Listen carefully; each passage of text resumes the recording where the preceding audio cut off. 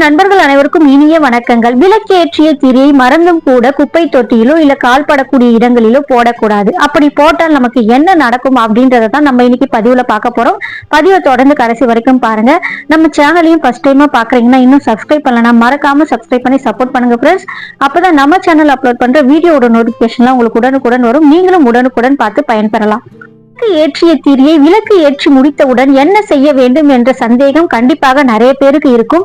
விளக்கேற்றிய திரியை அப்படியே விட்டுவிட்டால் அது பச்சை நிறமாக மாறிவிடும். அப்படி பச்சை நிறமாக மாறிவிட்டால் அது வீட்டிற்கு நல்லது கிடையாது. வாரம் ஒரு முறை விளக்கு ஏற்றுபவர்கள் அடுத்த வாரம் விளக்கை பார்க்கும் போது எண்ணெயும் திரியும் பச்சை நிறமாக மாறிவிடும். இது வீட்டின் பண வரவை தடுக்கும். வாரம் ஒரு முறை விளக்கேற்றுபவர்கள் விளக்கை கழுவிய பிறகு விளக்கேற்ற வேண்டும். விளக்கேற்றிய திரி எக்காரணத்தை கொண்டும் கருகிவிடக் கூடாது. அப்படி கருகினால் அது வீட்டிற்கு பிரச்சனைகளை ஏற்படுத்தும். அதனால் எண்ணெய் காலியாகி திரி எறிவதற்கு முன்பாகவே விளக்கை குளிர்விக்க வேண்டும். வாயால் ஊதி விளக்கை அணைக்க கூடாது. பூக்களால் விளக்கை குளிர்விக்க வேண்டும். அதே போல் விளக்கு எப்பொழுதுமே ஒரு திரி கொண்டு ஏற்றக்கூடாது.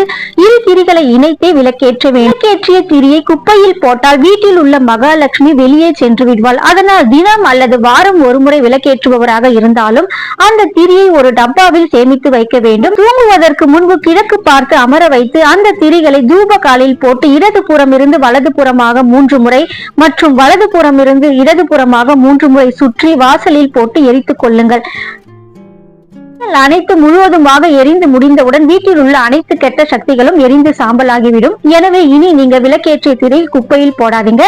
இந்த பதிவு உங்களுக்கு பிடிச்சதுன்னா வீடியோக்கு ஒரு லைக் கொடுத்துவோம். உங்க நண்பர்கள் உறவினர்களுடன் பகிர்ந்து கொள்ளுங்க. அவங்களும் பயன்பெறட்டும். நன்றி, வணக்கம்.